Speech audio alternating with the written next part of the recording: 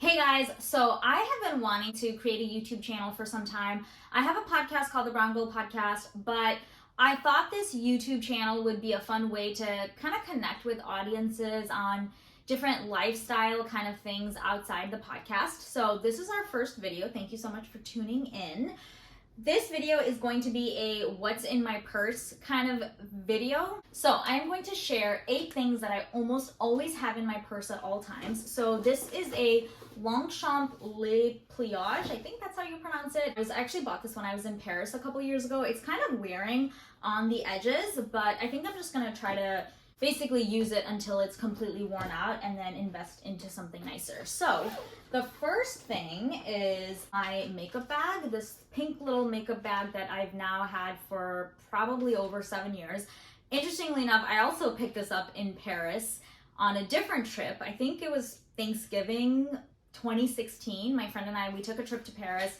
And I'm very into this idea of buying functional gifts for myself and functional souvenirs when I'm traveling, as opposed to souvenirs that are just gonna end up in a junk drawer. So if I see something that I think will serve some kind of like function or is useful to my life when I'm traveling abroad, I typically like to pick those up. And then there's also like a fun little story behind it. So this is my little makeup bag. I am actively trying to wear less makeup, so I really don't have a ton of stuff in here, but I always have 3 of these multi-sticks from this company called Mango People. I really love these multi-sticks. I'm usually just a fan of having a bare face, some sunscreen, and then a lip color and occasionally some mascara. I also have this lip color from CTZN Cosmetics, and then I have this eyeliner that I hardly ever use, and then I have 2 SPF lip balms. So that is basically the extent of my makeup bag. Okay, so the second is the sunscreen stick from a company called Elsa MD. I am a huge proponent of wearing sunscreen. I apply sunscreen pretty religiously several times a day throughout, and this is a nice on-the-go stick. So you can apply it when you're on the go, and it's really nice when you're out and about and you haven't had a chance to wash your hands. This is a really great option. The next thing that I always carry is a pair of sunglasses. I think protecting your eyes from the sun is a huge part of anti-aging, so I always carry a pair of sunglasses. These are a basic pair of Ray-Bans. I've probably had these for 8+ years now. I love them. They're kind of my go-to. I have 2 other pairs of sunglasses, a pair of Prada and Tory Burch's that honestly I just don't really use as often. They're just not my go-tos. And I think as part of my effort to intentionally simplify my life and simplify my belongings and just kind of keep the things that I use the most and that I love using the most, I'm probably just gonna end up putting them up on Poshmark or another site like that, so that someone else who really loves them can get better use out of it. And then I also always have my wallet, of course. Also, interestingly enough, another story of buying something functional while on vacation. So I actually bought this from the Longchamp store in Brussels a few years ago. The nice thing about buying European goods while you're in Europe is that it's usually cheaper in price, and then on top of that, you can typically get the VAT refunded, which saves you even more money. The next thing that I always have in my purse is my Kindle. I freaking love the Kindle. One of my goals for 2023 was to actually get back into reading. I feel like when I was growing up, I loved reading. I would read so much. I was always that kid that would get the pizza with the principal parties awarded every single whatever semester or every couple of months, because I would always hit like the max reading goals for the classroom. And I remember like my parents would literally have to yell at me to go to sleep at night because I just would always be up reading. And I feel like that was kind of lost in the last couple of years. And so one of my goals again was to get back into reading.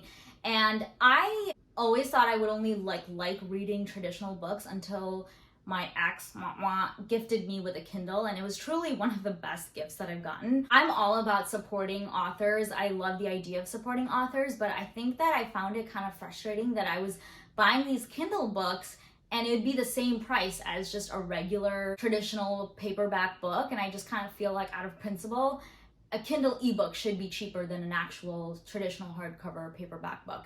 So someone had recently told me that you can actually borrow ebooks, like Kindle versions of the books, even from the local library. So that was seriously like a game changer. So I just recently got a library card and I've been getting books from the library, like Kindle books from the library.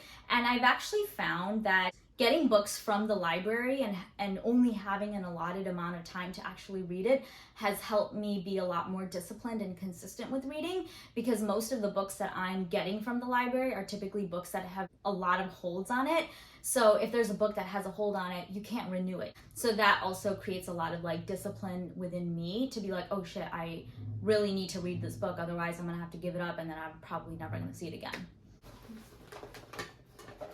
Okay, so the next thing is AirPods. I mean, nothing really to explain here, just a basic pair of AirPods. I listen to a lot of podcasts when I'm out and about on walks, doing errands. Yesterday, I was actually at the nail salon getting my nails done, and I tragically left these in my charging port at home, and I seriously did not know what to do with myself for that hour. And then the last thing, or actually no, it's not the last thing, it's the second last thing, is I always have some hand sanitizer, just a post-COVID thing. And then the last thing is I also always have water. I try to drink about 60 to 70 ounces of water a day. I used to have a hydro flask that I loved, and then I freaking somehow left it at my boyfriend's family's house when we were visiting for Thanksgiving. And so now I've just been using this other cheap water bottle that I don't want to say it's cheap, but this water bottle that I basically got for free. I'm usually pretty good about holding on to things, but I don't know, I didn't this time. When I'm traveling, I usually try to bring just like cheap water bottles with me, so that way if I lose it or if I get it somewhere, it's not that big of a deal. And the one time that I didn't do that, of course, I left it somewhere. So that is all for today. I hope you guys enjoyed this video. If you did, stick around for more videos on this channel.